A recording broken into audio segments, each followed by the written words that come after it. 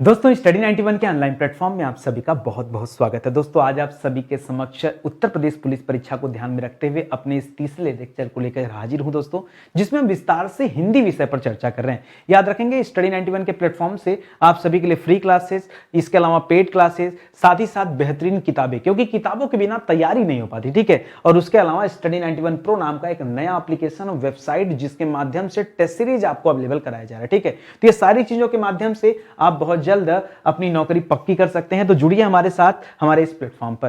ध्यान देंगे ये दोनों किताबें दोस्तों आपके लिए बहुत इंपॉर्टेंट है। एक किताब दोस्तों जिसमें 5 स्टेट के पुलिस एग्जाम को कवर किया गया, तो ये किताब भी आप ऑनलाइन ले सकते हैं। साथ ही साथ प्रैक्टिस सेट की किताब है, तो आप इसे भी ऑनलाइन परचेज कर सकते हैं, ठीक है। चलिए आगे बढ़ते हैं और आज के सवालों को देखते हैं कि क्या क्या सवाल यहां पर दिया गया है, ठीक है। तो पहला सवाल है आपकी स्क्रीन पर, स्पीड में थोड़ा करेंगे। ये सवाल दोस्तों 2018 में जो पेपर हुआ था उसमें पूछा गया सवाल है कि निम्नलिखित में से सर्वनाम है। सर्वनाम कहते किसे दोस्तों? तो याद रखेगा संज्ञा के स्थान पर जिसका प्रयोग किसके स्थान पर दोस्तों? जिसका प्रयोग संज्ञा के स्थान पर किया जाए, जिसका प्रयोग संज्ञा के स्थान पर किया जाए उसे क्या कहते हैं दोस्तों? उसे सर्वनाम कहते हैं। जैसे दोस्तों, जैसे अगर लिखा रहे कहीं पर मैं, जैसे हम, जैसे तुम, जैसे आप, ये सभी शब्द क्या है दोस्तों? ये सभी सर्वनाम है। तो यहां पे क्या सर्वनाम हो जाएगा? याद रखेगा आप जो लिखा दोस्तों ये सर्वनाम हो जाएगा। बाकी घर की बात कर दें तो घर क्या दोस्तों? घर जो शब्द है जातिवाचक संज्ञा है। क्या दोस्तों? यह जातिवाचक संज्ञा का एग्जाम्पल है। पहाड़ भी दोस्तों जातिवाचक संज्ञा और नदी भी दोस्तों जातिवाचक संज्ञा का एग्जाम्पल है। तो जो सही उत्तर है वो है दोस्तों ऑप्शन नंबर 2। आई बात समझ में? ये सर्वनाम है, ठीक है। आगे बढ़िए। निम्नलिखित में से विशेषण कौन सा है, ठीक है। कौन सा विशेषण है? विशेषण किसे कहते हैं दोस्तों? जो संज्ञा एवं सर्वनाम की विशेषता बताए। विशेषण किसे कहते हैं? तो याद रखेगा जो संज्ञा एवं सर्वनाम की विशेषता बताए उसे क्या कहते हैं दोस्तों? उसे कहते हैं विशेषण, ठीक है। ये लंबाई की बात करें दोस्तों तो लंबाई क्या है? लंबाई जातिवाचक संज्ञा है। क्या दोस्तों? लंबाई जो है जातिवाचक आएगा कि भाववाचक आएगा? थोड़ा सा दिमाग पे जोर डालिए। जातिवाचक नहीं, ये किसी जाति विशेष का बोध तो करा नहीं रहा है, ये भाववाचक संज्ञा। क्या दोस्तों? भाव में आएगा। बुढ़ापा दोस्तों, बुढ़ापा यह एक अवस्था है तो यह विशेषण में आएगा। और समझ और शांत यह भी क्या आ जाएगा दोस्तों? यह भी भाववाचक संज्ञा है। क्या दोस्तों? यह भी भाववाचक संज्ञा है, ठीक है। तो याद रखेंगे यहां पर जो सही जवाब होगा क्या होगा? Option number 2। मेरी क्लास में ना कॉपी कलम लेके बैठा करो। जब तक कॉपी कलम नहीं होगा तब तक मजा नहीं आएगा। क्लास का पूरा आनंद लेना चाहते हैं तो कॉपी कलम लेके बैठे, कोशिश कीजिए क्या सही क्या गलत। तीसरा सवाल देखिए, प्रेरणार्थक क्रिया। दोस्तों प्रेरणार्थक क्रिया अगर मैं आपको याद दिलाऊं तो दोस्तों सबसे पहले हम लोग लिखते हैं मूल प्रेरणार्थक क्रिया। क्या लिखते हैं दोस्तों? मूल प्रेरणार्थक क्रिया, ठीक है। दूसरे नंबर पे होता है दोस्तों प्रथम प्रेरणार्थक क्रिया और फिर उसके बाद होता है द्वितीय प्रेरणार्थक क्रिया, ठीक है। ये इतने प्रकार होते हैं। अब जैसे मूल में हो जाता है, जैसे मान लीजिए यहां पे एक शब्द हो गया गिर, तो गिर से क्या बन जाएगा दोस्तों? गिराना। और गिर से क्या हो जाएगा? गिरवाना। गिर से गिराना, गिरवाना। ऐसे हो जाएगा दोस्तों पढ़ना। पढ़ना से क्या हो जाएगा दोस्तों? पढ़ाना। फिर क्या बन जाएगा दोस्तों? पढ़वाना। ऐसे बनते जाएगा। तो याद रखेंगे यहां पर पूछ रहा प्रेरणार्थक क्रिया दोस्तों, गिरना बोलना नहीं है, यहां पर प्रेरणार्थक क्रिया में सुनाना आएगा, ठीक है। क्योंकि सुनना मूल शब्द है। सुनना से क्या बना दोस्तों? सुनाना। और सुनाना का द्वितीय प्रेरणार्थक क्रिया क्या होगा? सुनवाना। ऐसे बनते जाएगा। तो ये प्रथम प्रेरणार्थक क्रिया के बारे में जानकारी चाह रहा है तो यहां सुनाना हो जाएगा, ठीक है। मेरी बात समझ में आ रहे होंगे। इसी तरह से लिख मूल शब्द है दोस्तों। लिख से क्या हो जाएगा दोस्तों? लिखाना हो जाएगा। और क्या हो जाएगा? लिखवाना हो जाएगा, ठीक है। इसी तरह से चलना, ठीक है। लिखना भी कर सकते हैं, पढ़ना भी कर सकते हैं, गिरना भी कर सकते हैं। चलना से क्या हो जाएगा? चलाना हो जाएगा। फिर क्या हो जाएगा? चलवाना हो जाएगा। अब मेरी बात तो एकदम क्लियर हो गया होगा आपको, ठीक है। यहां मूल के बारे में आपको नहीं बताना है, किसके बारे में बताना है? प्रथम प्रेरणार्थक क्रिया के बारे में सवाल दे रहा है, ठीक है। अच्छे से कॉन्सेप्ट क्लियर हो गया होगा। अगला सवाल देखिए, लड़के ने पुस्तक पढ़ी है। वाक्य का काल है। वाक्य में कौन सा काल है बताना है। लड़के ने पुस्तक पढ़ी है मतलब पढ़ चुकी है। पढ़ी है का मतलब क्या दोस्तों? पढ़ चुकी है, ठीक है। पढ़ी है का मतलब क्या है? पढ़ चुकी चुकी है। और यहां से दोस्तों जो भाव निकल कर आ रहा है वो भाव निकल कर आ रहा है कि दोस्तों भूतकाल का भाव आ रहा है, ठीक है, भूतकाल का भाव आ रहा है, समझ में आ रहा है ना। तो इसलिए दोस्तों यहां सामान्य वर्तमान की बात होगी नहीं, अब ऐसा महसूस हो रहा है। अब देखिए भूत से संबंधित कौन है, पूर्ण वर्तमान या संदिग्ध वर्तमान या संभाव्य। तो पुस्तक पढ़ी यानी पढ़ के समाप्त कर चुकी, तो दोस्तों यह पूर्ण वर्तमान काल है। अगर यहीं पे लिख देता कि लड़का पुस्तक पढ़ रहा है, क्या लिख देता, लड़का पुस्तक पढ़ रहा है, यानी अभी कंटिन्यूअस प्रक्रिया में चल रहा है, तब इसे हम क्या कहते हैं, तब हम इसे कहते हैं अपूर्ण वर्तमान। क्या कहते हैं, अपूर्ण वर्तमान। और ये कहते हैं दोस्तों अगर कि लड़का पुस्तक पढ़ रहा था, तब क्या हो जाता, अपूर्ण भूत हो जाता। हाँ, ये समझिएगा। अब बात आती है कि सर आपने संदिग्ध या संभाव्य क्यों नहीं किया। देखिए संदिग्ध आप कब करते हैं, जैसे एग्जांपल दे दूं आपको, संदिग्ध आप तब करते हैं जैसे आप कहते हैं कि मां खाना बना रही होगी, मां खाना बना रही होगी, ठीक है। तो दोस्तों बना रही होगी यानी कंफर्म नहीं है, ऐसा गेस किया जा रहा है, ऐसा दिमाग में आ रहा है, तो इसलिए इसको संदिग्ध कहा गया। संभाव्य कब कहा जाता, जब संभावना हो। संभावना कैसे होगा, शायद आज बारिश हो, शायद आज बारिश हो, ठीक है। ये क्या हो जाएगा दोस्तों, ये शायद लगने की वजह से संभाव्य हो जाएगा। आई बात समझ में। तो मैंने आपको चारों एग्जांपल दे दिया, अब तो कहीं कंफ्यूजन नहीं है ना। यहां पर आपका सही उत्तर क्या होगा, पूर्ण वर्तमान काल होगा। ये आप ध्यान में रखेंगे, भाव के आधार पर समझिएगा, ठीक है। निम्नलिखित में से तद्भव शब्द कौन से हैं, याद रखेगा। तत्सम शब्दों को क्या कहते हैं, जो संस्कृत से डायरेक्ट दोस्तों हमारी भाषा में आ गए हों उसे तत्सम कहते हैं, जिनका रूप परिवर्तन हो गया उसे तद्भव कहते हैं, ठीक है। तो अचरज, आइए यहां पर हम एक कॉलम बनाते हैं दोस्तों, एक तरफ लिखते हैं तत्सम शब्द, दूसरे तरफ लिखते हैं तद्भव शब्द, ठीक है। पूछा क्या है, कौन सा तद्भव है, तो अचरज जो शब्द लिख रहा है दोस्तों, अचरज तद्भव शब्द है, और अचरज का तत्सम क्या हो जाएगा, आश्चर्य हो जाएगा। तो यही आपका जवाब भी हो गया। अंधकार दोस्तों याद रखिएगा, अंधकार जो शब्द है यह तत्सम शब्द है, और अंधकार का क्या होता है दोस्तों, अंधेरा होता है, वो भी चंद्र बिंदु के साथ, ठीक है। इसी तरह से अंग रक्षक जो दोस्तों, अंग रक्षक भी क्या दोस्तों, ये भी तत्सम है। अंग रक्षक का क्या हो जाता है, अंग रखा हो जाता है। आशा दोस्तों तत्सम शब्द है, आशा का क्या हो जाता है, आस हो जाता है, ठीक है, आस हो जाता है। इसी तरह से अंग प्रौछा होता है, क्या होता है, अंग प्रौछा। अंग प्रौछा को क्या कहते हैं, अंगोछा कहते हैं, अंगोछा, ठीक है, अंगोछा, ठीक है। तो ये सब याद रखेंगे दोस्तों, बढ़िया सवाल है। यहां पर बाकी के ऑप्शन दोस्तों क्या हो जाएंगे, गलत हो जाएंगे, इसको ध्यान रखेंगे, ठीक है। जो सही उत्तर है क्या होगा, ऑप्शन नंबर 1 जो आश्चर्य का तद्भव दिया दोस्तों, अचरज, यही आपसे पूछा था, तो इस सवाल को भी याद रखेंगे, ठीक है। आगे बढ़िए, शीत का विलोम क्या होगा, ठीक है। तो ठंड नहीं दोस्तों, ठंडा होना चाहिए। ठंडा का विलोम क्या हो जाएगा दोस्तों, ठंडा का विलोम गर्म हो जाएगा। गीत का विलोम दोस्तों अगीत हो जाएगा। कृष्ण का विलोम दोस्तों, कृष्ण के देखिए कई भी होता है, कृष्ण को जब काला कहेंगे तो इसका विलोम क्या हो जाएगा, श्वेत हो जाएगा। कृष्ण को जब पक्ष के रूप में देखेंगे, कृष्ण पक्ष, तब क्या हो जाएगा दोस्तों, कृष्ण का विलोम शुक्ल हो जाएगा। या कृष्ण को श्याम देखेंगे तो श्याम का क्या हो जाएगा, दोस्तों, श्याम देखेंगे तो श्याम का क्या हो जाता है, धवल रंग ना, धवल, ठीक है, धवल भी सफेद को कहते हैं, ठीक है। ये सब हो जाएगा। बाकी उष्ण का क्या हो जाएगा दोस्तों, तो उष्ण का शीत हो जाएगा। इस सवाल का जो सही जवाब है, बाकी का उत्तर क्या दोस्तों, गलत है। उष्ण माने गर्म होता है, और उष्ण का क्या हो जाएगा, शीत, उष्ण कटिबंध, शीत कटिबंध। आई बात समझ में। इस तरह से दोस्तों ऑप्शन नंबर 4 इसका जो है सही जवाब हो गया। और आगे आइए, लिख रहा कर का अर्थ नहीं होता है। इस पर तो दोस्तों लड़ाई, यानी ये इस क्वेश्चन पे आप जो है फाइट कर सकते हैं। क्यों फाइट कर सकते हैं, क्योंकि आयोग के द्वारा यह सवाल एकदम गलत दिया गया। पहली बात, यह सवाल दोस्तों अनेकार्थी से है। किससे दोस्तों, अनेकार्थी शब्द से है। और जो कर शब्द है दोस्तों, कर अनेकार्थी होता है। कर का अर्थ दोस्तों सूर्य भी होता है, कर का अर्थ दोस्तों हाथ भी होता है, कर का अर्थ दोस्तों सूंड भी होता है, कर का अर्थ दोस्तों किरण भी होता है, और कर का अर्थ दोस्तों टैक्स भी होता है। तो मैं बताऊं कि मैं कैसे कह दूं कि कौन सा नहीं, मतलब कौन सा अर्थ नहीं है, ठीक है। ऐसे में तो दोस्तों सभी के सभी अर्थ हैं। तो दोस्तों इस क्वेश्चन पे आप स्टार लगाइए, ठीक है। आप चाहे जितना गूगल सर्च करना चाहें गूगल सर्च कर लें, ये फाइट वाला सवाल है, ये आयोग को अपनी डिक्शनरी से हटाना पड़ेगा, ठीक है। ठीक है, फिलहाल आयोग ने जवाब क्या माना दोस्तों, तो आयोग ने जवाब यहां किरण माना आना था, हम मान के चलते हैं, लेकिन ये गलत है, ठीक है। आगे बढ़िए। जो कठिनाई से मिलता हो, जो कठिनाई से मिलता हो उसे क्या कहते हैं दोस्तों?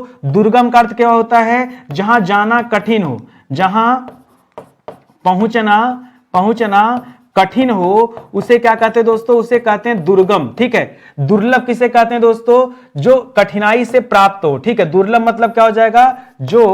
जो कठिनाई से प्राप्त हो, ठीक है, जो कठिनाई से प्राप्त हो या मिलता हो, ठीक है। तो यही आपका सही जवाब हो जाएगा, ऑप्शन नंबर 2 अगम। अगम का मतलब क्या होता है? जहां न पहुंचा जा सके, जहां न पहुंचा जा सके, ठीक है। देखिए दुर्गम में क्या होता है? कठिनाई होती है लेकिन असंभव नहीं होता है, ये वाला तो असंभव होता है। सुलभ जिसे जो आसानी से प्राप्त हो, जो आसानी से प्राप्त हो, उसे क्या कहते हैं दोस्तों? उसे कहते हैं सुगम। क्या कहते हैं? सुगम। तो ये दोस्तों जवाब हो जाएगा ऑप्शन नंबर 2 दोस्तों इस सवाल का सही उत्तर है। कॉपी कलम लेके बैठे हो ना, सही करते चलो। अच्छा, जिस बच्चों को लगे सर सवाल बड़ा आसान है, देखो भैया सवाल आसान हो या कठिन हो ये हम नहीं दे रहे हैं, ये सवाल परीक्षा में पूछा गया, ठीक है, तभी मैं आपको ये सारे सवाल दे रहा हूं। सुनिए आगे सवाल दोस्तों, लिख रहा अनिल अनल का सही अर्थ वाला युग्म क्या है, ठीक है। आइए देखते हैं दोस्तों।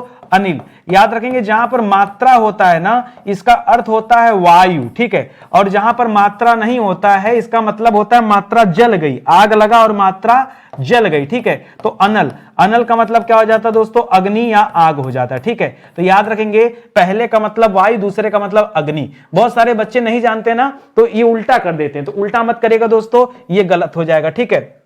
हवा पानी नहीं होगा, हवा और आग लिखता तो सही हो जाता, ठीक है। वायु को दोस्तों क्या क्या कहते हैं? तो वायु को समीर कहते हैं, वायु को बयार कहते हैं, वायु को पवन कहते हैं, वायु को हवा कहते हैं। ये सब दोस्तों किसके नाम है? ये सब वायु के नाम है। इसी तरह आग को क्या कहते हैं? तो आग को अग्नि कहते हैं। क्या कहते हैं? अग्नि कहते हैं। आग को पावक कहते हैं, आग को हुतासन कहते हैं, आग को वैश्वानर कहते हैं। क्या कहते हैं? वैश्वानर। आग को ज्वाला कहते हैं, ठीक है। ये सब नाम किसके दोस्तों? ये अग्नि के नाम है, ठीक है। लगे हाथ कुछ नया नहीं पढ़ेंगे तो कैसे मजा आएगा, ठीक है। आई बात समझे ना, मजा आ गया ना नए नए सवालों को देखकर। चलिए आगे बढ़ते हैं। लिख रहा पराजय में उपसर्ग बताना है। आपने पढ़ा दोस्तों उपसर्ग हमेशा कहां लगता है दोस्तों? तो उपसर्ग हमेशा प्रारंभ में लगता है। तो पराजय में पराधन जय शब्द है, तो परा क्या है दोस्तों? परा उपसर्ग है यहां पर, तो परा से परा नहीं दोस्तों, ये होगा परा, यानी ऑप्शन नंबर 3 दोस्तों सही हो जाएगा। चलो, अगर परीक्षा में आ जाए सब परा उपसर्ग से और कई सारे जो है शब्दों का निर्माण करके बताइए, तब आप क्या बताएंगे? जैसे पराजय हो गया, ठीक है। और क्या कर सकते हैं दोस्तों? और बताइए, दिमाग पे जोर डालिए। जय पराजय, ठीक है। जय में परा उपसर्ग लग गया तो पराजय बन गया। कोशिश कीजिए एक दो और एग्जांपल दीजिए, कुछ एग्जांपल आप भी दिया करिए, हम तो इतने सारा एग्जांपल देते हैं। दिमाग पे जोर डालिए और कम से कम 4-5 एग्जांपल आप मुझे दीजिए, ठीक है। थोड़ा समय दे दें। चलिए ये सवाल आप कमेंट में बताइएगा, ठीक है। देखते हैं कितने बच्चे एक्टिव हैं और यहां तक जवाब देने की जो है कष्ट उठाते हैं। बड़ा कष्ट भी करना पड़ेगा जवाब के लिए। लिखावट में दोस्तों प्रत्यय बताना है। प्रत्यय हमेशा कहां लगता है दोस्तों? प्रत्यय हमेशा अंत में लगता है, ठीक है। याद रखेगा दोस्तों, लिखावट में अट वट अवट नहीं दोस्तों, आवट प्रत्यय है। क्या है दोस्तों? लिखावट में आवट प्रत्यय। आवट प्रत्यय से कुछ बना लेते हैं, जैसे सजावट हो गया, जैसे घबराहट हो गया। घबराहट नहीं, घबराहट में तो आहट प्रत्यय हो जाएगा ना। अगर मान लीजिए घबराहट लिख दिया तो घबराहट क्या होगा दोस्तों? ये गलत जवाब हो जाएगा। घबराहट में कौन सा प्रत्यय है? आहट, ठीक है। यहां आहट आ जाएगा, हमें तो आवट प्रत्यय चाहिए। तो क्या हो जाएगा दोस्तों? जैसे सजावट हो गया, लिखावट हो गया, बनावट हो गया, ठीक है। और क्या कर सकते हैं? कोशिश कीजिए बताने का। बनावट हो गया, लिखावट हो गया, सजावट हो सकता है ना। सजावट तो लिख दिया हूं मैं। और क्या क्या हो सकता है? दिमाग पे जोर डालिए थोड़ा, ठीक है। और क्या क्या जवाब दे सकते हैं? ऐसे थोड़ा सा सोचना पड़ता है। चिकनाहट हो सकता है, चिकनाहट में भी आहट प्रत्यय आ जाएगा। आहट में चिकनाहट आ जाएगा, चिकनाहट आ जाएगा, ठीक है। चलिए सोचिए, अभी नहीं आएगा तो बता दूंगा थोड़ी देर में। महोत्सव का दोस्तों संधि विच्छेद क्या होगा? तो महोत्सव का होगा दोस्तों महाधन उत्सव। और संधि कौन सी आएगी दोस्तों? तो गुण स्वर संधि का एग्जांपल है। गुण स्वर संधि की पहचान है दोस्तों, या तो ए होता है या तो ओ होता है। ये हमेशा आएगा ए ओ अर, ये 3 चीज आते हैं, ठीक है। यहां पर देखिए ओ की मात्रा आ रही ना, ऐसे मान लीजिए लिख देता दोस्तों देवेंद्र, ठीक है। क्या लिख देता, देवेंद्र। तो देवेंद्र का क्या हो जाता दोस्तों, देवधन इंद्र बराबर देवेंद्र। तो ये ए की मात्रा होती, इस वजह से ये भी गुण स्वर संधि है। ऐसे लिख देता, मान लीजिए और कब आ जाता, जैसे लिख दे सप्तधन ऋषि, सप्तधन ऋषि बराबर क्या हो जाएगा दोस्तों, सप्तर्षि हो जाएगा। क्या हो जाएगा, सप्तर्षि। तो यहां अर आ रहा है, यह भी दोस्तों गुण संधि का एग्जांपल है। ठीक है, ऐसे करके और देखिए दोस्तों, ऐसे कई सारे हो सकते हैं, तो आप जरा दिमाग पे जोर डालते चलिए और लिखते चलिए। एक और अच्छा एग्जांपल लीजिए, जैसे लीजिए दोस्तों गणेश। ठीक है, तो क्या हो जाएगा, गण धन ईस बराबर क्या हो जाएगा दोस्तों, गणेश हो जाएगा, गण धन ईस। ठीक है, तो यहां भी दोस्तों आ गया। इसी तरह से महेश भी लिख सकता है, महाधन ईस, महेश हो जाएगा। तो क्या हो जाएगा, महाधन ईस बराबर महेश। ये सब किसके एग्जांपल दोस्तों, ये सब के सब गुण स्वर संधि के एग्जांपल हैं। पूछे परीक्षा में तो बता दीजिएगा। ठीक है, कुछ याद आया आपको, चलिए एक आध मुझे याद आ गया है, जैसे मिलावट हो सकता है ना, बहुत मेहनत से एक याद आया, मिलावट हो सकता है, थकावट भी तो हो सकता है। क्या हो सकता है, थकावट। ठीक है, चलिए हो गया ना। कुछ आप अपने दिमाग पे जोर डालिए। देखिए सब सोचने वाले सवाल है, अब आराम से अगर सोचें तो बहुत कुछ आ जाएगा, लेकिन दिमाग में है कि भाई और आगे सवाल भी कवर कराना है, समय का भी ध्यान रखना है, तो भी जरूरी है। आगे बढ़िए, मैंने घर जाना है, फिर वही बम्बैया स्टाइल, ये तेरे को घर जाना है, मेरे को घर जाना है, मैंने घर जाना है। ये मैंने दोस्तों अशुद्ध है। ठीक है, क्या होना चाहिए दोस्तों, मैंने की जगह पे होना चाहिए मुझे। क्या होना चाहिए, मुझे घर जाना, तभी क्या हो जाता, शुद्ध हो जाता। बाकी मैटर तो आप समझ ही रहे हैं। देशभक्ति में दोस्तों कौन सा समास है, ठीक है, तो देशभक्ति का पहले समास विग्रह करते हैं दोस्तों, आएगा देश के लिए भक्ति। ठीक है, देश के लिए भक्ति। ठीक है, कभी कभी आपसे जानना चाहता दोस्तों, इसमें तत्पुरुष के अंदर दोस्तों कौन सा समास आएगा, तो के लिए से आ जाता है संप्रदान के लिए। ठीक है, तो यहां क्या आ जाता है दोस्तों, संप्रदान तत्पुरुष आ जाता है। ठीक है, फिलहाल आपका जवाब क्या है दोस्तों, तत्पुरुष समास। अच्छा, एक चीज और याद रखिएगा, द्वंद्व समास में क्या हो जाता है दोस्तों, द्वंद्व समास उसे कहते हैं जहां दोनों पद प्रधान हो। क्या हो जाए दोस्तों, दोनों पद प्रधान हो जाए उसे द्वंद्व कहते हैं। जैसे लिख दे दोस्तों सुख दुख, क्या लिख दे, सुख दुख, तो दोनों प्रधान है। जैसे लिख दे दोस्तों रात दिन, तो क्या हो जाएगा दोस्तों, दोनों प्रधान है। इसी तरह से द्विगु समास किसे कहते हैं, जहां पहला पद क्या हो जाए दोस्तों, संख्यावाची हो जाए। पहला पद संख्यावाची हो जाए उसे कहते हैं। जैसे आ जाए दोस्तों, जैसे आ जाए सतसई। ठीक है, 700 पदों का समाहार, या क्या आ जाए दोस्तों, अष्ट दिग्गज। क्या आ जाए, अष्ट दिग्गज, 8 दिग्गज। ठीक है, या फिर ऐसे आ जाए अष्ट प्रधान, या फिर आ जाए चौराहा, या फिर आ जाए तिरंगा। ठीक है, ये सभी किसके एग्जाम्पल हैं। ठीक है, या फिर आ जाए नवरत्न, ये सभी दोस्तों द्विगु समास के उदाहरण हैं। ठीक है, अव्ययी भाव समास में याद रखेगा पहला पद अव्यय होता है। क्या होता है दोस्तों, पहला पद अव्यय होता है, तब अव्ययी होता है। ठीक है, ऐसा कब होगा, जैसे आ जाए दोस्तों यथोचित, क्या आ जाए, या यथावत में यथा हो जाएगा। इसी तरह से हो जाए प्रतिदिन में दोस्तों प्रति हो जाएगा। इस तरह से याद रखेंगे, यहां पर आ जाएगा। या फिर आ जाए आमरण, आधन मरण बराबर आमरण आ जाएगा। तो ये सब दोस्तों अव्ययी भाव समास के उदाहरण है। फिलहाल आपसे पूछा था दोस्तों देशभक्ति, तो देश के लिए भक्ति हो जाएगा, तत्पुरुष समास हो जाएगा। तत्पुरुष में भी किसका भेद होगा दोस्तों, संप्रदान तत्पुरुष कहलाएगा। ठीक है, एकदम पूरा ओपन करके चीजों को पढ़िए, एकदम डिटेल में विस्तार से। ठीक है, पुस्तक पढ़ी जाती है, दोस्तों इसमें कौन सा वाच्य है, देखिए कर्तृवाच्य तब होता दोस्तों जब प्रधानता किसकी होती दोस्तों, जब प्रधानता किसकी हो जाए, जब कर्ता की प्रधानता हो जाए। और यहां कर्ता तो है नहीं, यहां पुस्तक दोस्तों कर्म है, इसलिए यहां पर क्या हो जाए दोस्तों, आपका सही जवाब क्या हो जाएगा, कर्मवाच्य हो जाएगा, क्योंकि यहां प्रधानता किसका दोस्तों, यहां कर्म की प्रधानता है। ठीक है, यहां भाव और क्रिया ये तो करिएगा मत। ठीक है, तो इसको याद रखेंगे। ठीक है, आगे बढ़िए, आगे लिख रहा दोस्तों निम्नलिखित में से अव्यय कौन सा है, तो प्राचीन दोस्तों, प्राचीन अव्यय तो है नहीं, मोटा भी अव्यय नहीं, गरीब भी अव्यय नहीं। ठीक है, यहां जो और शब्द दिया दोस्तों ये अव्यय। आइए एक काम करते हैं, अव्यय की एक मोटी चौड़ी लिस्ट तैयार करते हैं। जैसे मान लीजिए परीक्षा में आ जाए जब, परीक्षा में आ जाए तब, परीक्षा में आ जाए कभी, परीक्षा में आ जाए अभी, परीक्षा में आ जाए तथा, परीक्षा में आ जाए एवं, परीक्षा में आ जाए अथवा, परीक्षा में आ जाए और। ठीक है, एकदम भर भर के लिखते चलिए जो चीजें बता रहा हूं। ठीक है, लेकिन किंतु परंतु बंधु, तो लेकिन किंतु परंतु, बंधु मत लिखेगा तो मजाक में बोला था, लेकिन किंतु परंतु, अतएव। ठीक है, अतएव, चूंकि। ठीक है, चूंकि, ये सब जो शब्द हैं दोस्तों यही क्या है, यही अव्यय है। आज के बाद तो नहीं भूलोगे ना, भर दिया भैया, और भर दूं क्या, और भर दूं, दिमाग पे जोर डालेंगे तो मिल जाएगा, बहुत सारा मिल जाएगा, बस आप करते चलो। स्टडी 91 में लगता है कि आप लेट क्लास ज्वाइन किए, कभी आइए हमारे पास दोस्तों, जीएस की क्लास भी चलती है सुबह के टाइम, ठीक है, 10 बजे मिलिए, पूरे दिन क्लास चलती है, एकदम क्वालिटी कंटेंट वाली क्लास होती है, कोई हंसी मजाक नहीं, गुड मॉर्निंग गुड इवनिंग से एकदम बहुत दूर, और इस बात से एकदम विमुक्त कि क्लास की वाचिंग कितनी जा रही है। हमें अच्छा पढ़ाना है, अच्छा कंटेंट देना है, वाचिंग चाहे जितना आ जाए। कभी कभी कुछ लोग ऐसे होते हैं ना सनकी टाइप के, मुझे सनक सवार होती है, मुझे पढ़ाना है तो पढ़ाना है, फिर मैं आगे पीछे नहीं देखता कितनी वाचिंग क्या चल रहा है, ज्यादा नौटंकी नहीं होती अपने, ठीक है, पढ़ाना है ना, बस बात खत्म, स्टार्ट हो गए तो स्टार्ट हो गए, ठीक है, फिर निकल रही ऊर्जा अंदर से, ठीक है, जा रही है अपने लेवल पे।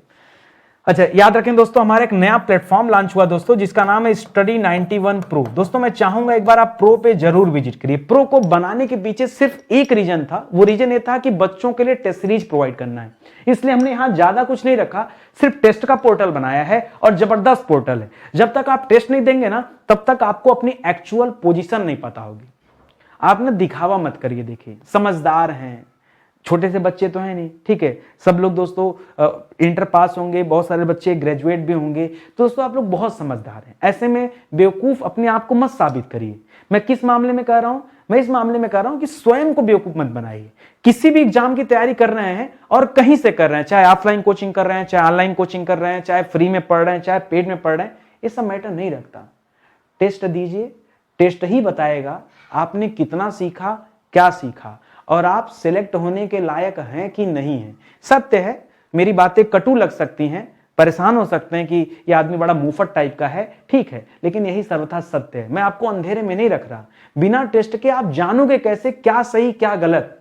हम सही दिशा में पढ़ भी रहे हैं कि गलत दिशा में पढ़ रहे हैं, कैसे डिसाइड होगा जब तक आप टेस्ट नहीं देंगे। और टेस्ट देने के लिए भी बहुत सारे पोर्टल हैं, लेकिन कैसे विश्वास किया जाए कि पोर्टल सही है कि गलत है। हम कह रहे हैं आत्मसंतुष्टि, जहां से आप संतुष्ट हैं वहां टेस्ट दीजिए। जिनको न पता हो कहां से दें, तो मेरे कहने पे दोस्तों आप स्टडी 91 प्रो से दीजिए, और अगर आप कहीं से संतुष्ट हैं तो ठीक आप वहीं दीजिए। भाई कुल मिला जुला सिलेक्शन लेना है, मुद्दा स्टडी 91 और 91 प्रो और नितिन सर नहीं है, मुद्दा हमारा सिलेक्शन है। तो ईमानदार रहिए, हमारे प्रति नहीं, सिर्फ अपने प्रति। सिलेक्शन आपको लेना कि हमें लेना है, हमें सिर्फ रास्ता दिखाना है कि भैया इस मार्ग पे चलोगे तो जल्दी सिलेक्शन मिल जाएगा। हम इतना ही कर सकते हैं, इससे ज्यादा हम कुछ कर नहीं सकते, बाकी सब आपको करना है। तो जब आपको करना है तो थोड़ा सा अपने अंदर बदलाव लाइए और ईमानदारी से पढ़ना शुरू कीजिए, अपने आप को बेवकूफ ना बनाइए, ठीक है। चलिए आगे बढ़ते हैं, अगले सवाल पर आते हैं। हिंदी में पूर्ण विराम का चिन्ह कौन सा है? देखिए तो इंग्लिश में फुल स्टॉप दे दिया, ठीक है। ये फुल स्टॉप जो है दोस्तों, ये फुल स्टॉप ये इंग्लिश में यूज होता है, इसका यूज हिंदी में नहीं होता है कि नहीं। तो ये तो दोस्तों वैसे ही गलत है। दोस्तों ये कैसा चिन्ह है दोस्तों? ये विस्मयादि बोधक चिन्ह। क्या दोस्तों? ये विस्मय वाला चिन्ह कहा जाता है, जब हे हो अरे लिखते हो तब यूज होता है। और पूर्ण विराम का चिन्ह यही है दोस्तों। पूर्ण विराम दोस्तों किसे कहते हैं? इसे कहते हैं पूर्ण विराम, ठीक है। अच्छा इसे क्या कहते हैं दोस्तों? इसे कहते हैं प्रश्नवाचक। क्या कहते हैं दोस्तों? यह प्रश्नवाचक चिन्ह है, ठीक है। कुछ चिन्ह दोस्तों और याद रखिए, जैसे दोस्तों ये सेमी कॉलम देता है ना, इसे क्या कहते हैं? इसे अर्ध विराम कहते हैं। क्या कहते हैं दोस्तों? इसे क्या कहते हैं? इसे अर्ध विराम कहते हैं। इसी तरह से खाली कामा दे दे तो इसे अल्प विराम कहते हैं। क्या कहते हैं? इसे अल्प विराम कहते हैं, ठीक है। इसे क्या कहते हैं दोस्तों? इसे हंस पद कहते हैं, ठीक है। हंस पद का चिन्ह कहते हैं, ठीक है। ये सब याद रखिएगा। इसी तरह से सिंगल यूनिटेड कामा या डबल यूनिटेड कामा जो होता है, इसे उद्धरण चिन्ह कहते हैं। क्या कहते हैं? उद्धरण चिन्ह, ठीक है। इसी तरह से आप याद रखिए, एक एक सवाल ध्यान में रखना होगा। बहुत अच्छे से पढ़ाया हूं सारा विषय, आप मस्त होकर पढ़ते चलिए। लिख रहा है दूध का धुला होना, इस मुहावरे का अर्थ क्या है? दूध का धुला होना मतलब कौन दूध का धुला है? तो निर्दोष होना या दोषी होना। अब ज्यादा कंफ्यूजन हो रहा होगा, सर हमने पढ़ा तो था सही से लेकिन कंफ्यूज हो गए इस सवाल में। अरे दूध कैसे नहीं बोलते हैं, तुम कौन सा दूध के धुले, मतलब क्या तुम दोषी नहीं हो? तो इसका मतलब ये हो गया, यानी फिलहाल दोषी नहीं हो बोला ही जाता है, लेकिन दूध का धुला होना ये निर्दोष होने को बताता है। किसे बताता है? जब वाक्य प्रयोग करेंगे तो हमेशा आपकी कलम दौड़ेगी नंबर 2 की तरफ। अगर वाक्य प्रयोग करेंगे तो नंबर 2 की तरफ कलम जाएगी, जबकि सही जवाब क्या है? निर्दोष होना। दूध का धुला होना मतलब निर्दोष होना, ठीक है। चलिए आगे बढ़ते हैं, अगला सवाल। जिसकी लाठी उसकी भैंस, इस लोकोक्ति का सही अर्थ क्या है? ठीक है, जिसकी लाठी उसकी भैंस। लिख रहा शक्तिशाली आदमी मूर्ख होता है। अच्छा ठीक है, ऐसा नहीं है। ठीक है। मूर्ख के लिए एक शब्द आता है अवधि खोपड़ी। शक्ति संपन्न आदमी अपना काम बना लेता, ये सही हो सकता है। बुद्धि संपन्न आदमी अपना काम बना लेता, बुद्धि संपन्न नहीं। बुद्धि संपन्न आदमी चालाक होता नहीं। शक्ति संपन्न, जिसकी लाठी उसकी भैंस, इसका मतलब होता है शक्तिशाली आदमी अपना हर एक काम बना लेता है, ठीक है। क्योंकि जिसकी लाठी उसकी भैंस, वो अपने अनुसार सारी चीजों को दोस्तों व्यवस्थित कर देता है, क्योंकि सब लोग उसी की सुनते हैं। वीर रस का दोस्तों अस्थाई भाव क्या है, आइए बताते हैं। वीर रस का अस्थाई भाव क्या हो जाएगा दोस्तों, उत्साह हो जाएगा। मैं बताता हूं आपको। क्रोध किसका अस्थाई भाव है, तो क्रोध जो है दोस्तों ये रौद्र रस का दोस्तों अस्थाई भाव है। भय किसका अस्थाई भाव दोस्तों, तो भय जो है ये भयानक रस का अस्थाई भाव है, ठीक है।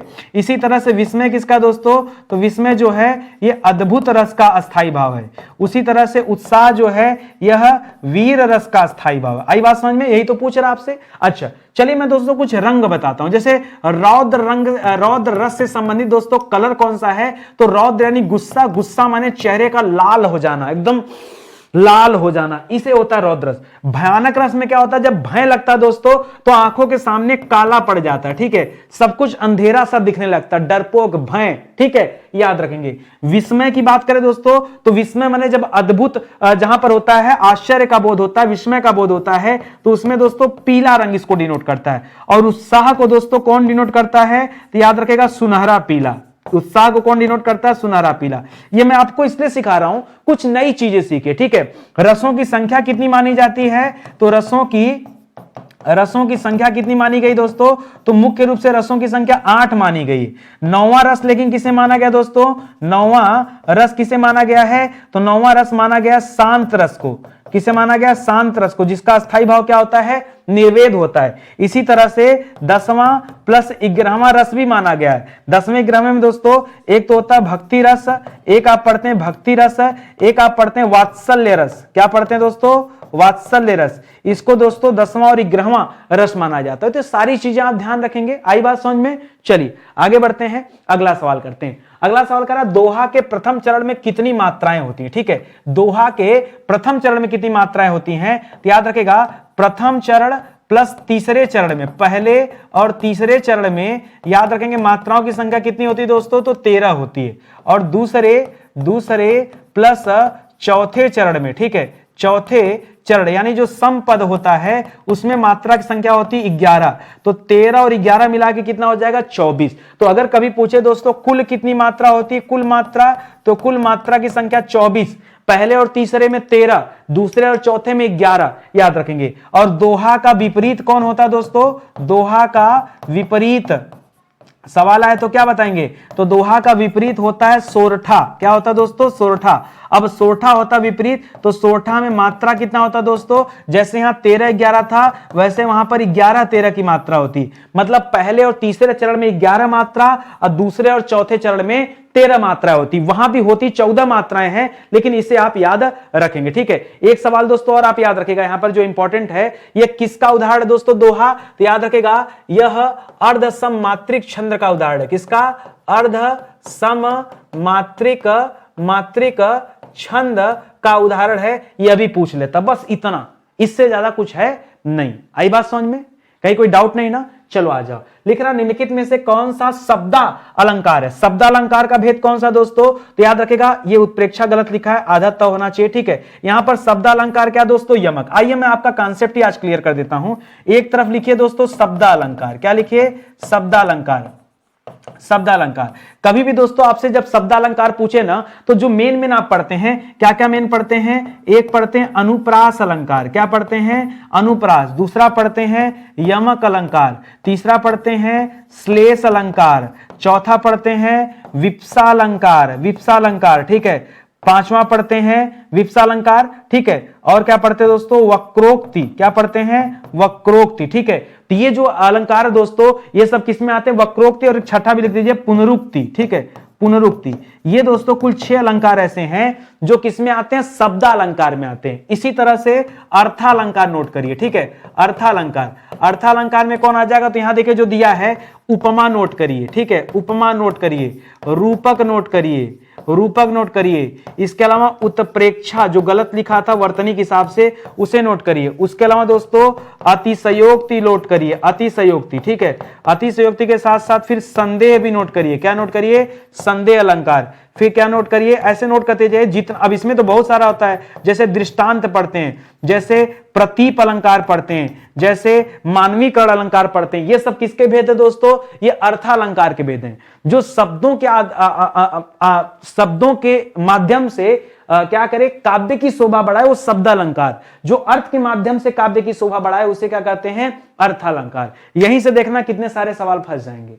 तो जुड़े रहो साथ में, मजा खूब आएगा, ठीक है। अपनी क्लास का आनंद ही कुछ अलग है। आगे बढ़िए। लिख रहा निम्नलिखित में से तालव्य ध्वनि है। बच्चा परेशान, बच्चा ही परेशान कि सर हमने तालव्य ध्वनि में क्या पढ़ा दोस्तों? तालव्य ध्वनि में सर हमने पढ़ा तालु वाली, तो हमने पढ़ा सर च, छ, ज, झ, इया। अब कलम उसके ही रुक गई क्योंकि ऑप्शन में च, छ, ज, झ, इया दिया ही नहीं है। ट दिया है तो ट तो क्या हो जाएगा दोस्तों? मूर्धन्य हो जाएगा।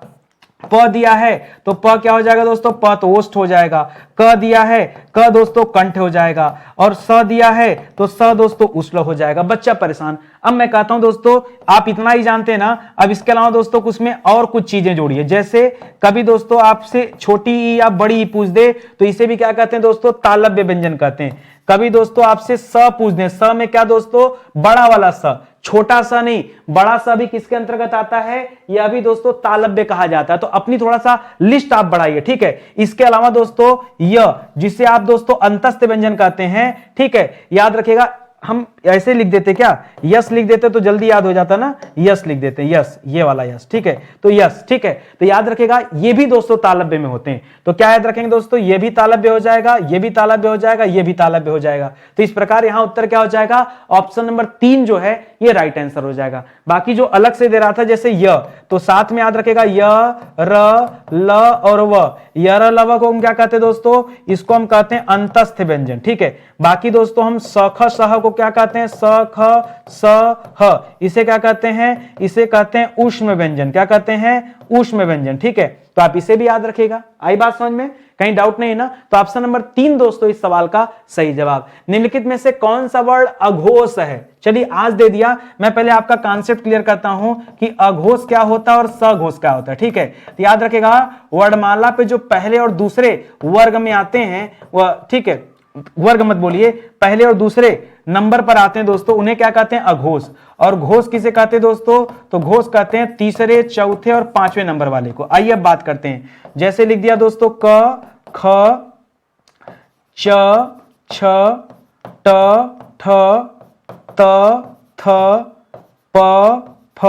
ये सब क्या होते हैं दोस्तों? अब देखिए ये सब जो लिखा हूं यही क्या दोस्तों? ये हो जाएगा अघोष। क्या हो जाएगा? अघोष। उसी तरह से क, ख के बाद क, ख, ग, घ, अंग, ठीक है। उसी च, छ, ज, झ, इय। उसी तरह से ट, ठ, ड, ढ, अड़। उसी तरह से त, थ, द, ध, न, ठीक है। उसी तरह से प, फ, ब, भ, म, ठीक है। तो याद रखेगा ये जो इधर वाले दोस्तों ये क्या हो जाएंगे? ये हो जाता है दोस्तों घोष। क्या हो जाता है दोस्तों? घोष हो जाता है। तो यहां क्या आ जाएगा दोस्तों? आपसे पूछा कौन सा अघोष है ना, तो क दोस्तों क्या हो जाएगा? अघोष हो जाएगा। बाकी ग, ग, घ, ज ये क्या हो जाएंगे दोस्तों? ये तीनों जो दे रहा है यह क्या दे रहा है दोस्तों? ये घोष दे रहा है। क्या दे रहा है दोस्तों? घोष दे रहा है। क्योंकि क दोस्तों पहले नंबर पे आया है इसलिए दोस्तों सही जवाब हो जाएगा। आगे बात समझ में? तो मुझे नहीं लगता कहीं डाउट होगा। कहानी खत्म हो गया ना। इसी तरह से अल्प प्राण महाप्राण देता है, अल्प प्राण महाप्राण। यही सोच रहे थे आप ना कि सर ये भी बता देते तो मजा आ जाता। सब पढ़ लो फ्री में, ले लो मजा। तो याद रखेगा पहला, तीसरा, 5वां ये अल्प प्राण होता है और दूसरे और चौथे नंबर पे जो आता है वो महाप्राण होता है। जैसे क, ग, अंगा, क ग अंगा अल्प प्राण और ख और घ ये महाप्राण। कैसे याद किया जाए सर? जिसके उच्चारण में ज्यादा हवा बाहर निकले वो महाप्राण, कम वायु बाहर निकले अल्प प्राण। बोलिए क, ख, हाथ लगा के बोलिए, आपका हाथ उत्तर देगा अल्प प्राण है कि महाप्राण है। इस तरह से दोस्तों आपको आंसर निकालना पड़ेगा, ठीक है। आगे बढ़ा जाए, अगला सवाल। लिख रहा है निम्नलिखित में से कौन सा शब्द स्त्रीलिंग है? जो स्त्रीलिंग है दोस्तों बताइए। अच्छा, जब ना पता हो तो क्या किया जाए? स्त्रीलिंग पहचानने के लिए आप हमेशा उसको वाक्य में परिवर्तन कीजिए। जैसे मेरा मेरी, जैसे मेरा उपहार कि मेरी उपहार, नहीं मेरी उपहार नहीं, हमेशा होना चाहिए मेरा उपहार। तब तो दोस्तों मेरा कहने से तो दोस्तों ये पुल्लिंग हो जाएगा। अरे सर गजब। हाँ, ग्रंथ क्या है? मेरा ग्रंथ की मेरी ग्रंथ? नहीं सर,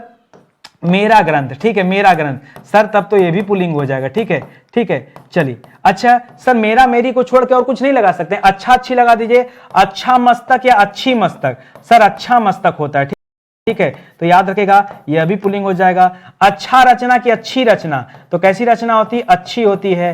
आहा, यहां छिपी बैठी थी। हाँ, तो स्त्रीलिंग क्या हो जाएगा? ये चौथा वाला उत्तर क्या हो जाएगा? सही हो जाएगा, यही स्त्रीलिंग है। आई बात समझ में? आराम से निकालिए, कोई दिक्कत? निकला कि नहीं निकला? सब निकलेगा, सब होगा, कुछ भी कठिन नहीं है। निम्न में से कौन सा शब्द पुल्लिंग है? आइए पुल्लिंग की पहचान करते हैं। लिख रहा इच्छा, तो मेरा इच्छा कि मेरी इच्छा? सर इच्छा तो हमेशा मेरी होती है, तो मेरी होती है, तो उत्तर क्या हो जाएगा दोस्तों? उत्तर हो जाएगा स्त्रीलिंग। ठीक है, आगे देखिए। राष्ट्र, मेरी राष्ट्र की मेरा राष्ट्र? तो मेरा राष्ट्र होता है दोस्तों, तो मेरा राष्ट्र होता है, तो मेरा की वजह से क्या हो जाएगा? पुल्लिंग हो जाएगा। मेरा रक्षा की मेरी रक्षा? हे भगवान मेरी रक्षा कीजिए, तो मेरी रक्षा, तो ये भी क्या हो जाएगा? स्त्रीलिंग हो जाएगा। योग्यता, मेरी योग्यता कि मेरा योग्यता? सर मेरी योग्यता, तो यह भी स्त्रीलिंग हो जाएगा। तो इस प्रकार आपने देखा कहां पुल्लिंग है, यहां पुल्लिंग है। मिला उत्तर आपको? बोलिए भाई। जरूरी है कि आप ऑफलाइन क्लास में बैठे रहो और ऐसे हजारों की संख्या में बच्चे बैठे और मैं ऐसे गुहार लगाऊं और आप उधर से आवाज यस सर, ऐसे ही बोल सकते हैं। आनंद आना चाहिए, चाहे कहीं से पढ़ें, पढ़ने का आनंद होना चाहिए, है कि नहीं? चलिए आगे बढ़ते हैं। लिख रहा किस शब्द का प्रयोग सदा बहुवचन में होता है? क्या लिखा दोस्तों? सदैव बहुवचन। देखिए कई सारे ऐसे शब्द होते हैं जिनका एक वचन होता ही नहीं है, वो शब्द हमेशा क्या होते हैं दोस्तों? बहुवचन ही होते हैं। जैसे लड़का का तो लड़के हो जाएगा, तो ये तो बहुवचन बनता है। घोड़ा का घोड़े हो जाएगा, ये भी बहुवचन बनता है। वधु का वधुएं हो जाएगा, ये भी बनता है। किसका नहीं बनता दोस्तों? जैसे प्राण का नहीं बनता, जैसे अक्षत का नहीं बनता, जैसे हस्ताक्षर का नहीं बनता, हस्ताक्षर का नहीं बनता, जैसे बाल का नहीं बनता। बोलो, मैं कुछ अलग से बता रहा हूं क्या? मैं कह रहा हूं कुछ शब्द ऐसे होते हैं जो सदैव बहुवचन होते हैं, उनका एक वचन होता ही नहीं है, वो हमेशा क्या होते हैं? बहुवचन ही होते हैं। और देख लीजिए दिमाग में, जैसे लोग, जैसे समाचार, क्या हो जाएगा दोस्तों? समाचार। जैसे आंसू, ठीक है, ये सभी शब्द क्या है दोस्तों? ये सभी शब्द सदैव बहुवचन वाले हैं। लिख रहा ने दोस्तों, ये किस कारक का चिन्ह है? तो कर्ता ने, कर्ता ने, यही उत्तर हो जाएगा। कर्ता ने कर्म को करण से संप्रदान के लिए, ये आप समझ जाइए। तो बाकी का जवाब है नहीं। जो उत्तर दोस्तों इस सवाल में क्या हो गया? ऑप्शन नंबर 1 जो है ये आपका सही जवाब हो गया। आगे आइए। लिख रहा अंधेर नगरी चौपट राजा टके सिर भांजी टके सिर खाजा। किसने लिखा भैया रचना ये? तो ये रचना है भारतेंदु हरिश्चंद्र जी की।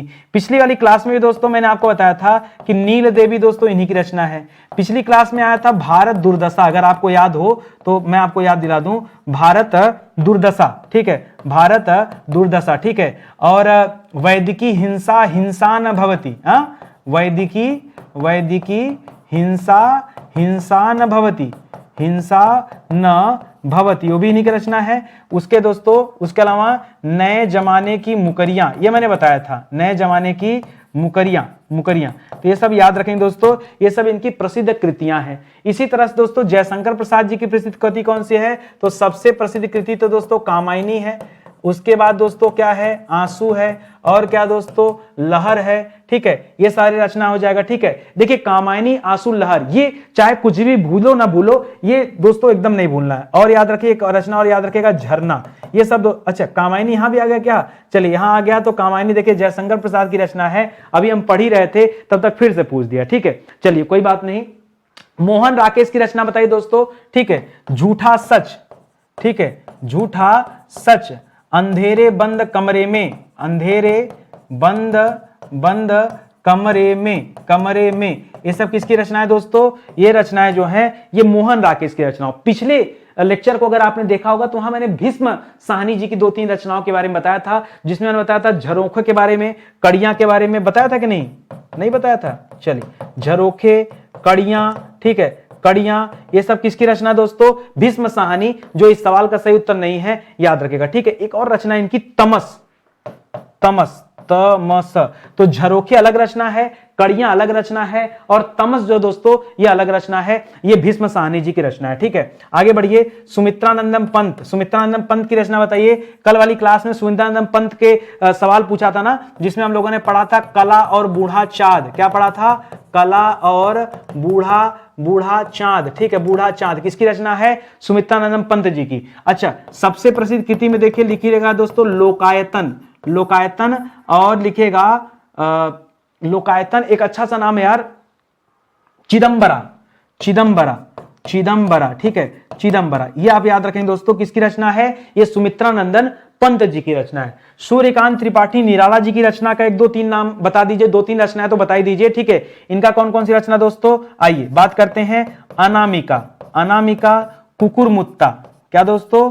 अनामिका, कुकुरमुत्ता। ठीक है, अनामिका याद रखिए, कुकुरमुत्ता याद रखिए, और क्या याद रखेंगे दोस्तों? तुलसीदास, इन्हीं की एक रचना है दोस्तों, तुलसीदास। ठीक है, बच्चे सोचते होंगे कि किसने लिखा है, लेकिन घबराइए मत। ठीक है, इसी तरह से महादेवी वर्मा की प्रसिद्ध कृति है यामा, और क्या है? नीरजा, और क्या है? संध्या गीत। क्या दोस्तों? संध्या गीत। और बताइए क्या दोस्तों? महादेवी वर्मा जी की बात कर रहा हूं। इसके अलावा दोस्तों रश्मि, ठीक है, रश्मि, ठीक है, रश्मि, ये सब रचनाएं किसकी दोस्तों? एक और लिखिएगा दीप शिखा।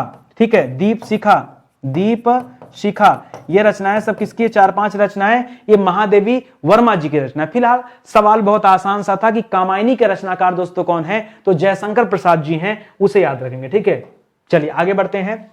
अगला देखिए, गोदान दोस्तों किसकी रचना है? तो गोदान तो बच्चा बच्चा जानता है, गोदान, गोदान गबन, गोदान गबन, कर्मभूमि, कर्मभूमि, रंगभूमि, रंगभूमि, रंगभूमि, और क्या दोस्तों? मंगलसूत्र, मंगलसूत्र दोस्तों इनकी जो अधूरी रचना है। ठीक है, ये रचना है किसकी दोस्तों? वो इन्हीं की है। भीष्म साहनी जी की बात कर, अभी मैंने पीछे बताया था दोस्तों, कड़ियां, कड़ियां, झरोखे, झरोखे, और तपस। ठीक है, तपस। एक और लिखेगा बसंती। क्या लिखेंगे?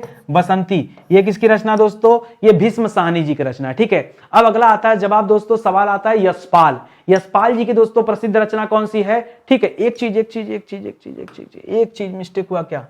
मैंने कहीं पर लिखा अभी झूठा सच, ना, ये यशपाल जी की रचना भाई, झूठा सच किसकी रचना है? देखिए दिमाग में आ गया।